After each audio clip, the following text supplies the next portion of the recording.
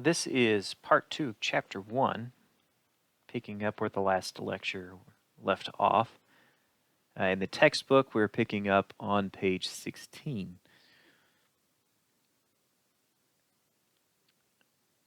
The first part of this conversation is about interpersonal communication existing on a continuum, which seems a bit complex just linguistically. But basically, it means that we share different levels of information with different people depending on the context. So it's things that we've talked about before in the first lecture. So we pick and choose the messages we send depending upon the social role that we're in with the other person that we're talking to. So we may speak differently to a server at a restaurant that we are eating at versus speaking to a significant other. At least I hope you speak differently to those two people. We might not share the same amount of information with someone in a service role as we would a doctor. So these things are going to all influence how we communicate with other people. And then there are social or societal rules, that we follow versus personal rules. The way we communicate is oftentimes dictated by the society and what's acceptable versus what's not. So that's really what this idea of things existing on a continuum is. It's more like a spectrum. From one side to the other, we share a different variety of things in different ways.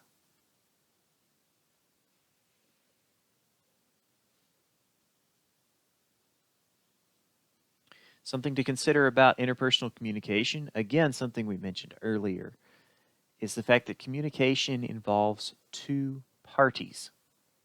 For interpersonal communication to take place, it needs two independent and interdependent individuals. You cannot have interpersonal communication with yourself. There is a field called intrapersonal communication, communication with oneself, but that's something entirely different.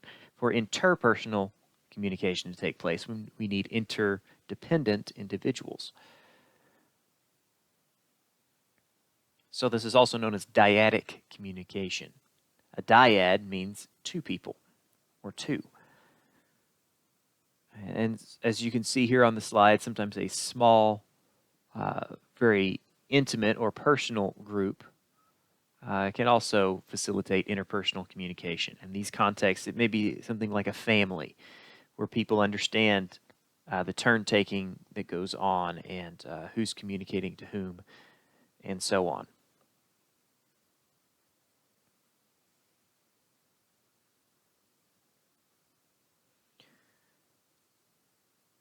The interpersonal communication, just by the fact that it's about being communicative between two people, means that it's inherently relational. So if something is relational, that means it is dependent upon building relationship. Or, in some cases, I suppose, destroying relationship or maintaining relationships. So the communication impacts and defines our relationships with others. And the way we communicate also says something about ourselves. We have a concept called identity management. Identity management is relating to the fact that we speak differently to some people than we do to others. We behave differently around some people than we do around others. We want to be seen a specific way by our boss, and we want to be seen a different way by our significant other. We want to be seen one way by our parents and differently by our friends. And so we adapt different roles when we're in those different groups or interpersonal situations. So we choose our identity in each one of those. That's called identity management. But it's really just this concept that's here on the slide about interpersonal communication being inherently relational. Interpersonal communication is also a transactional process. We've already talked about the fact that communication is a process, and interpersonal communication is just that. It's circular. There's a give and take. If you recall back to the discussion of the communication model, that was a big circle where you had the source on one side and the receiver on the other. You had a message and you had feedback. It works its way around in a circle. All of the elements of communication are interdependent. In other words, you need a source and you need a receiver. Someone can stand on a mountaintop and yell to the valley below whatever they want to say, but unless there's someone there to hear it, communication hasn't taken place. We have to have at least two parties for communication to take place. These parties influence each other, so there's a mutual influence there. What I say will impact what you say, and then what you say in response to me will impact the next thing I say. And so it's all part of that give and take, that what each member of the conversation says will impact the next thing that is said in the process.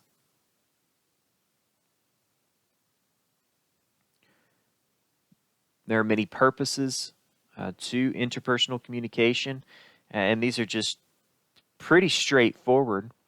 Your text lists 5 purposes of interpersonal communication. The first one, to learn about life through interaction. So that's to learn new information, it's to learn new skills, it's to learn about someone else, which leads right into the second one, about relating to one another. So when you're having a conversation with someone and you're talking about mutual interests, you're talking about feelings, you're talking about things along those lines, those messages help us relate to one another. We also use interpersonal communication to influence others through persuasion most of the time, though we can also use manipulation or coercion, and messages that carry any one of those things to influence others. We also use interpersonal communication to play. As silly as that might sound, but it's to relax. Part of the human condition is that we need time to relax, to play. So social communication is really about that. When we're not trying to build a relationship, we're just trying to blow off steam. It's about play messages, if you will. And then lastly here, we have messages that are meant to help, relaying facts or advice to others.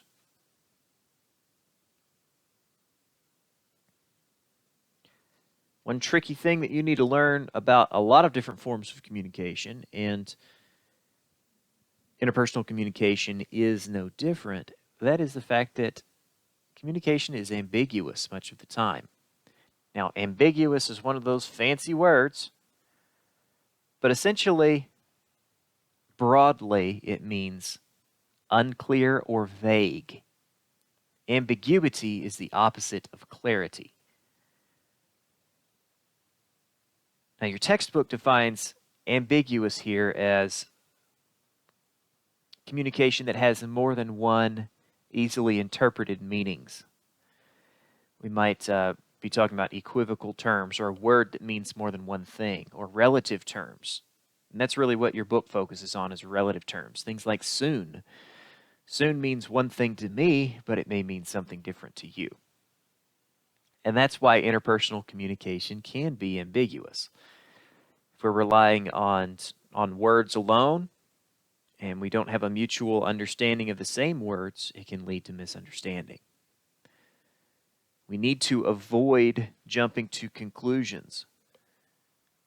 Without some kind of confirmation of our original understanding of a message, we need to pump the brakes and maybe ask questions. If you tell me to bring something to you soon, I need to know when soon is. I need to ask those questions and not assume that your soon and my soon are the same thing. then there are times where we want to be intentionally unclear or strategically ambiguous. These times may be when we are non-committal to something that requires commitment. Someone asks you if you want to go to the lake this weekend, and you say, let me think about that. You're not outright rejecting, but you're also not committing. That's being strategically ambiguous with your message.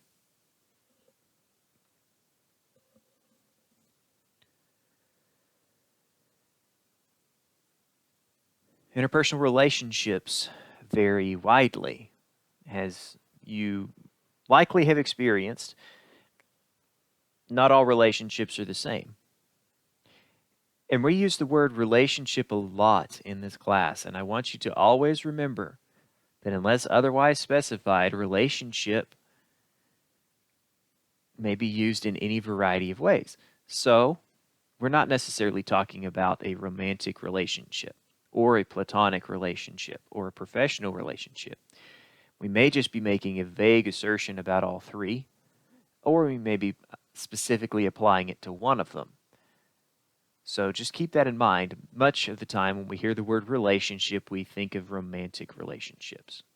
This is not always the case. It's important to bring that up here, because when talking about symmetrical or complementary relationships, sometimes it will apply specifically to romantic relationships, but oftentimes it's just to platonic or friendships.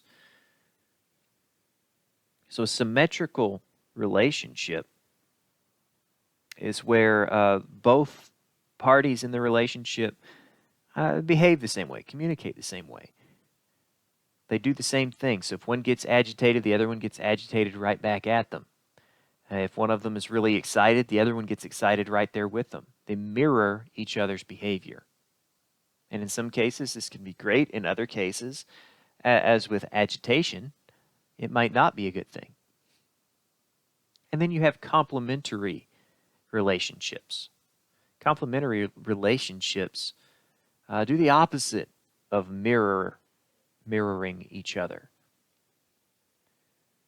So if one person gets agitated, the other one becomes more submissive and calm. If one gets really excited, the other one may not become dreary and sad, but they, again, will likely be a bit more reserved. And so these can be really problematic at times when, say, in a romantic relationship, one partner accuses the other one of never being excited about the same things, or some people even get upset about never wanting to have a good fight. And so it could go either way. It depends on personal feelings and the nature of the relationship. But relationships are going to be symmetrical or complementary in most cases.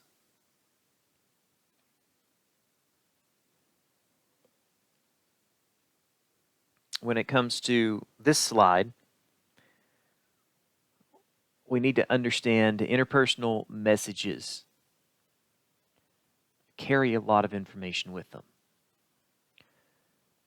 Remember that messages are not only the words used, but also other contextual factors.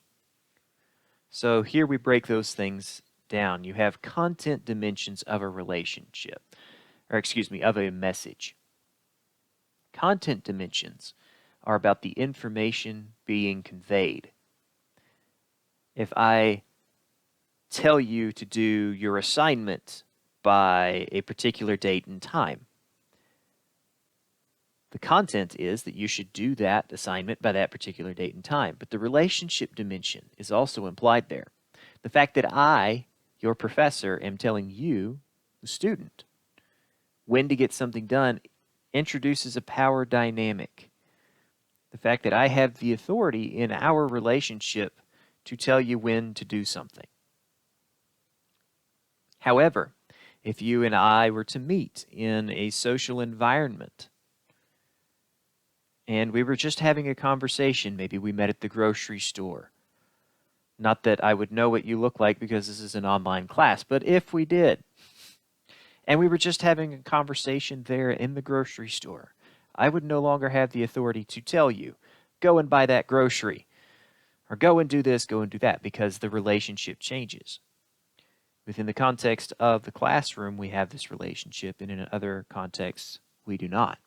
So this is a very complicated concept when it comes to the relational dimensions of a message. If you have a habit of just telling people what to do without having the authority to do so, you will find that people don't respect that. They don't really like that most of the time, and you will face resistance. So it's something to consider whenever you're thinking about the way you talk to other people. Some people see communication as a stop and go situation. But as your text says, communication is just a continuous set of transactions. It's not something that is punctuated or just stops. But oftentimes, we insert our own punctuations. And this metaphor is a little bit confusing. But it comes down to this: perspectives dictate interpretation. The example from your text is talking about a husband and wife who are bickering back and forth. And if you ever said to a sibling or someone you weren't getting along with, and you said something like, well, you started it, my guess is, from their perspective, you started it. That's what this is about. Because communication is continuous in an interaction, there's no stop and go, there's no punctuations, except for by our own perspective. So these things are kind of up for interpretation in the eye of the beholder. And here on our final slide, we hit the real principles of interpersonal communication. These might also be known as axioms of communication. One is that communication is inevitable. All behavior is potentially communication. You may be sitting in a corner minding your own business, not looking at anyone, not trying to interact, and someone walks by and they see you avoiding eye contact, sitting slumped over in a corner by yourself, and they see that and they think, oh, that person's having a bad day. They have placed value on your nonverbal interaction or lack of nonverbal interaction. So that's what they mean by it. Communication is inevitable. You might also say that communication is unavoidable. It's much the same term there. Also, communication is irreversible. We have all said things that we wish we could take back, but the truth of the matter is you can never take it back. And there's some really tricky things that they go through here at the end of the chapter, talking about the irreversibility of communication. The fact that, as you can see here, whatever it was you said that you might have regretted, it can be revealed publicly, either through that person repeating it, or if it was done electronically, in writing, or something along those lines. That message is out there for all of time. It can be saved, stored away, used as blackmail later on. That's the world that we live in, so we have to be very cognizant of what we say. The beauty of written communication is that we have the opportunity to think about what we're writing, to think about what we're saying in a written way. Before we actually send or commit to sending that message, we should always think about the impact that that might have. It's never a good idea to send an angry email to someone. You will almost always end up regretting it in some way. And the last one here is that interpersonal communication is unrepeatable. The first time you meet someone is the only first time that you will meet them. That great conversation you had with your grandparent will only happen once. That deep, meaningful, life-changing conversation you had with a professor will only happen once. Because situations, frames of mind, and relationship dynamics change, we will never get that exact situation back again. And it's not a sad thing. We oftentimes would like to go back and relive that conversation with a grandparent, or that brilliant flash of insight that came through a conversation with a friend or a colleague. But oftentimes, you will find that those things are just ghosts now, and you can't chase them. You just move forward with the knowledge that you have now, and you'll find new experiences that that will emulate that feeling that you had whenever you had that flash of insight or that nostalgic moment with a grandparent. Can't repeat the same situations, but we, of course, as long as we're communicating with other people, and we know that that's inevitable, we will continue to have those new and interesting encounters.